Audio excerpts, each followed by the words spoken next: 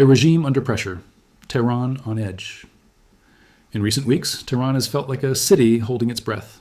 Streets that once symbolized the absolute authority of Iran, US ruling system, now carry an undercurrent of uncertainty.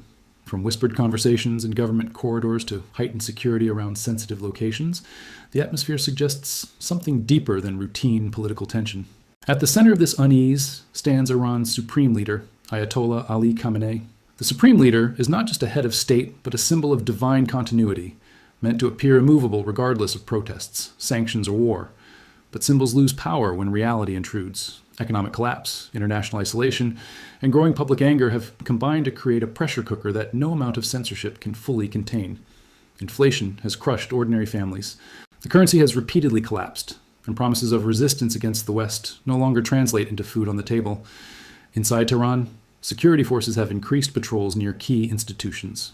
Government buildings are more heavily guarded, and access to sensitive areas has quietly tightened. Official media insists this is routine, but insiders tell a different story. When regimes feel secure, they do not need to over-explain their strength. When they feel threatened, they flood the airwaves with reassurances. Iran today is doing the latter. At the same time, rumors have begun circulating, carefully, cautiously, but persistently. These rumors do not claim that the Supreme Leader has fled Tehran, but they suggest something equally revealing: contingency planning. Reports from foreign intelligence assessments and regional analysts indicate that Iran-OAS leadership has discussed emergency scenarios in which the Supreme Leader could be moved to a secure location if internal stability collapses. The very existence of such discussions signals fear, not confidence. This fear is not born overnight. It is the result of years of compounding crises. International sanctions have hollowed out Iran's economy, reducing oil revenues and isolating the banking system.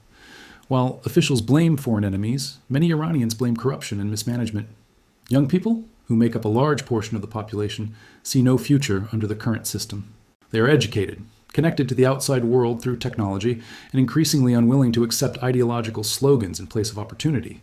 Protests, though often crushed, never fully disappear.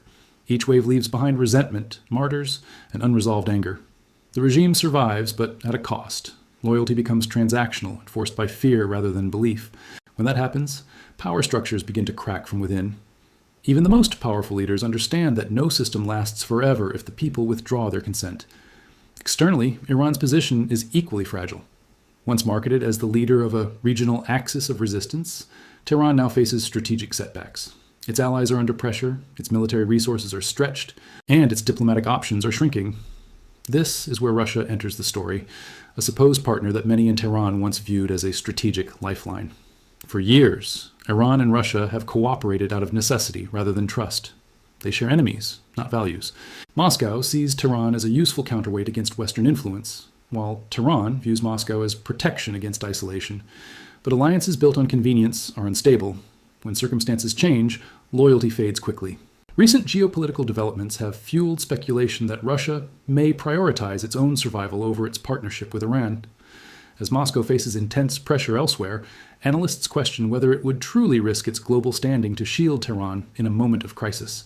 From Iran's perspective, this uncertainty feels dangerously close to betrayal, not in dramatic gestures, but in quiet refusals and calculated distance. Inside Iran's elite circles, this possibility has sparked anxiety.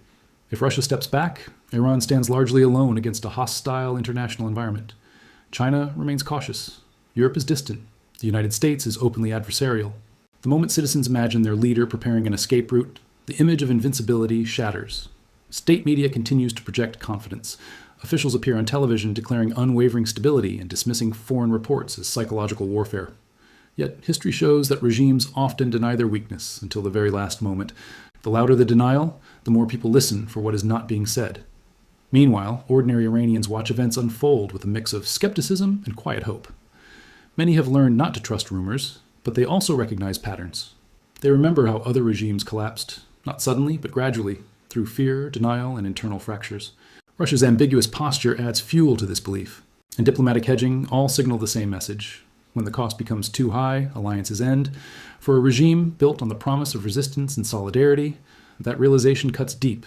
As Tehran braces for an uncertain future, the question is no longer whether Iran faces crisis. That much is clear. The real question is how the leadership responds when pressure crosses a critical threshold. Will it tighten its grip and risk total rupture, or will internal divisions accelerate a loss of control? Russia, loyalty, and the illusion of strategic alliances, shared ideology, or long-term loyalty. It was a marriage of convenience, shaped by mutual isolation and a shared desire to weaken Western influence. As global pressure intensifies, that fragile foundation is now being tested in ways that expose its limits. Moscow's engagement offered Iran a sense of legitimacy on the world stage. Joint military coordination, diplomatic backing at international forums, and shared rhetoric against the United States created the illusion of a solid strategic axis. But illusions tend to crumble when interests diverge. Russia's foreign policy has always been transactional. Moscow does not build alliances based on loyalty, it builds leverage. Every relationship is evaluated through the lens of cost versus benefit. Iran, while useful, has never been indispensable.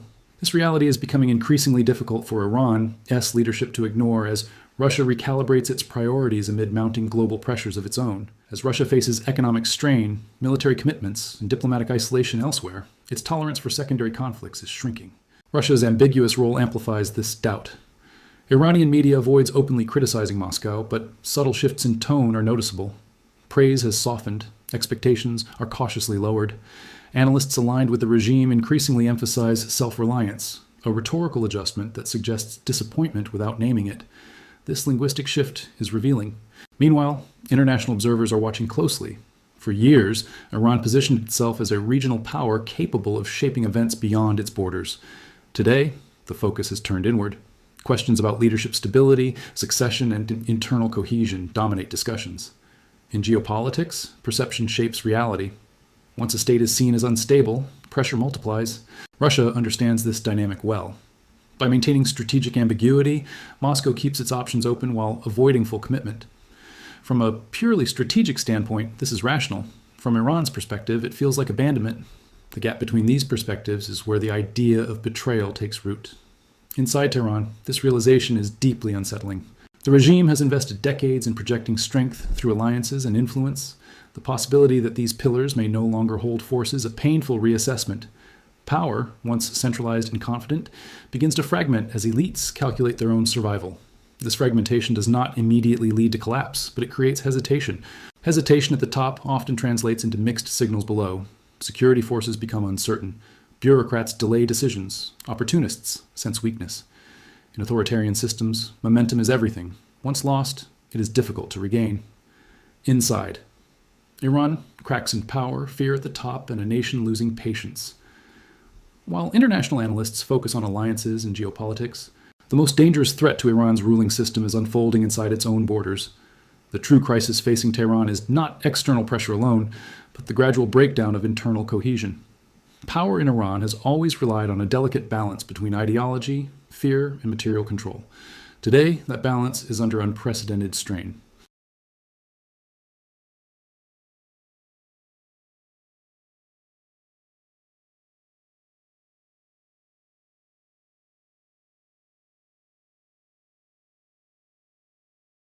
As economic hardship deepens and living standards collapse, that belief is eroding rapidly. Millions of Iranians now see sacrifice without reward, resistance without progress, and promises without delivery. Inside Tehran, signs of strain are increasingly visible. Government ministries operate with caution rather than confidence.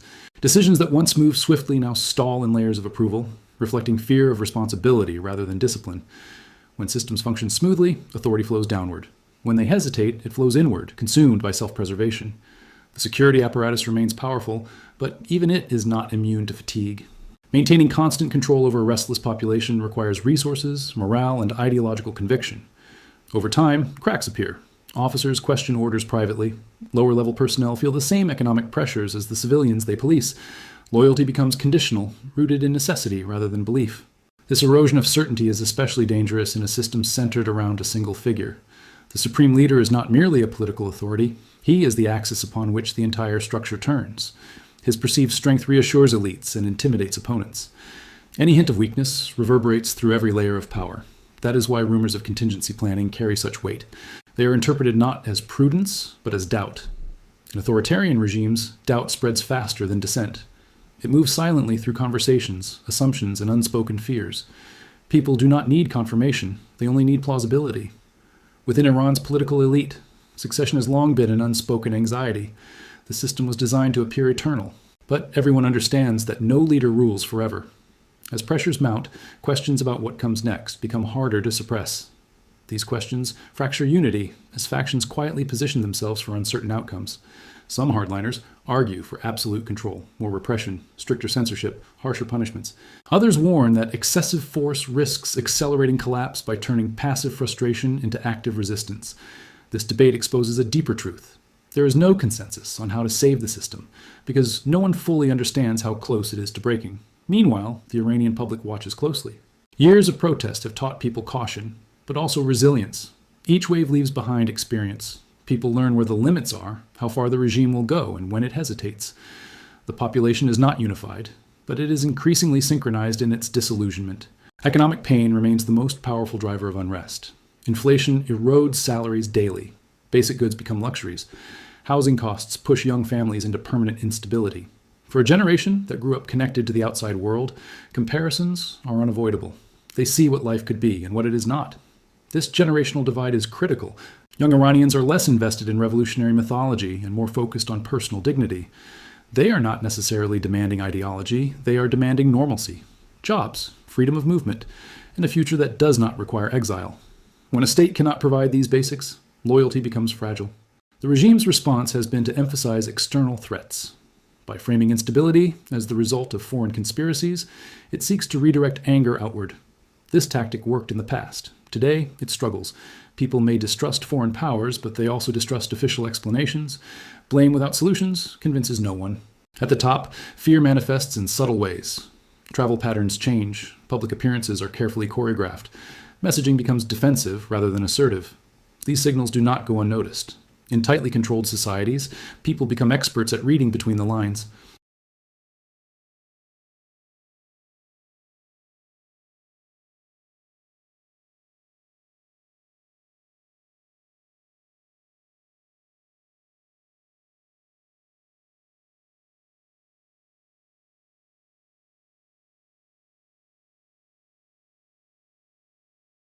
If external allies are unreliable and internal unity is weakening, the regime's margin for error shrinks dramatically.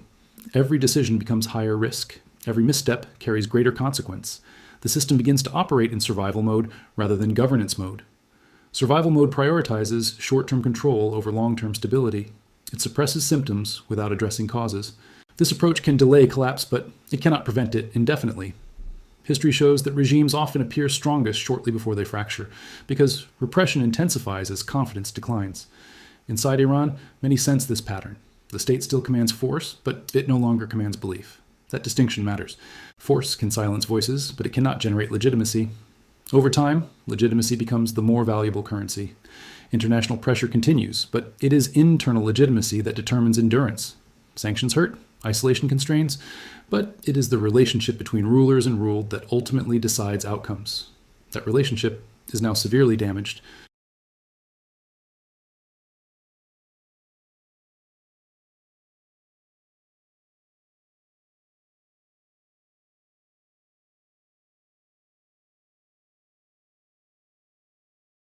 The convergence of internal unrest, economic collapse, and unreliable external alliances has created a scenario the Islamic Republic has rarely faced in such intensity. What unfolds next will shape not only Iran's future, but the balance of power across the Middle East. For the leadership in Tehran, the options are narrowing. Each path forward carries risks that cannot be fully controlled. One option is escalation, tightening repression, silencing dissent more aggressively, and reinforcing the narrative of resistance at any cost. This approach may buy time, but it also deepens resentment. History shows that fear-based control can maintain order temporarily, but it erodes the very foundations of legitimacy needed for long-term survival. Another option is strategic retreat, reducing regional commitments, softening ideological rigidity, and seeking limited engagement with the outside world to relieve pressure. Yet this path threatens the regime's identity. The Islamic Republic was built on defiance, not compromise. Any visible shift risks alienating hardline supporters while failing to fully satisfy critics. Reform, once delayed too long, becomes dangerous rather than stabilizing. At the center of these decisions remains the Supreme Leader. His role has always been to act as the final arbiter, balancing factions while projecting absolute authority. But authority depends on perception, and perception is changing. The mere idea that contingency plans exist, whether exaggerated or accurate, signals that even the highest level of power acknowledges uncertainty. This acknowledgement is profound. It suggests that the leadership no longer believes collapse is impossible, only avoidable. That subtle shift in mindset affects every decision. When leaders move from confidence to caution, the system enters a defensive posture. Defensive regimes react rather than shape events, and reaction often comes too late. Russia's role in this unfolding drama highlights a harsh geopolitical truth. Strategic partnerships are not safety nets, they are calculations. Moscow's priority has always been its own survival and influence. If supporting Iran becomes a liability rather than an asset, distance replaces loyalty. This is not betrayal in the emotional sense, but it feels like betrayal to those who believed the alliance was deeper than convenience. For Iran, this realization is destabilizing. The idea that a powerful partner might step aside in a moment of crisis undermines decades of strategic planning. It reinforces the sense of isolation and forces the regime to confront a reality it has long denied. No external power will save it from internal collapse. Meanwhile, the Iranian people remain the most unpredictable factor. They are not a single movement, but a spectrum of frustrations, hopes, and fears. Some still support the system out of belief or necessity. Others oppose it openly or silently. What unites them increasingly is exhaustion. A weariness with instability, sanctions, and promises that never materialize. This exhaustion is dangerous for authoritarian systems. It does not always explode into revolution. Sometimes it manifests as disengagement, non-cooperation, and quiet defiance. Over time, this drains the state's capacity to govern effectively. A population that no longer believes stops participating, and participation is the lifeblood of control. The future may not arrive in a dramatic collapse or sudden flight from Tehran. More likely, it will unfold through gradual erosion, authority weakening, institutions hollowing, and decisions becoming reactive rather than strategic. Power may remain, but it will feel increasingly fragile. International actors are watching closely, creating a feedback loop of pressure and uncertainty. Isolation breeds fear, fear breeds control, and control breeds resistance. What makes this moment unique is not a single event, but the convergence of many. Economic decline, generational change, strategic isolation, and leadership anxiety are aligning in ways that cannot be easily reversed. Each factor alone is manageable. Together, they form a structural challenge. For the Supreme Leader and his inner circle, the coming period will require choices that define legacies. Will they cling to power at any cost, risking total rupture? Or will they attempt controlled change, knowing it may slip beyond their grasp? History offers no guarantees, only lessons. One lesson stands out clearly. Regimes rarely fall because of one enemy or one mistake. They fall when confidence disappears, among elites, among security forces, and among the people. Once confidence is gone, power becomes a performance rather than a reality. Iran is not finished. Its future is not written. But the era of unquestioned authority is fading. The whispers in Tehran, the recalculations in Moscow, and the patience wearing thin among ordinary Iranians all point to a system entering its most uncertain chapter. Whether this chapter ends in reform, repression, or rupture remains to be seen. What is certain is that the world is watching, and so are the people inside Iran. If you found this analysis insightful and want more deep dives into global power shifts, hidden geopolitics, and untold stories shaping our world, like this video, subscribe to the channel, turn on notifications so you never miss an update. Your support helps keep these stories alive.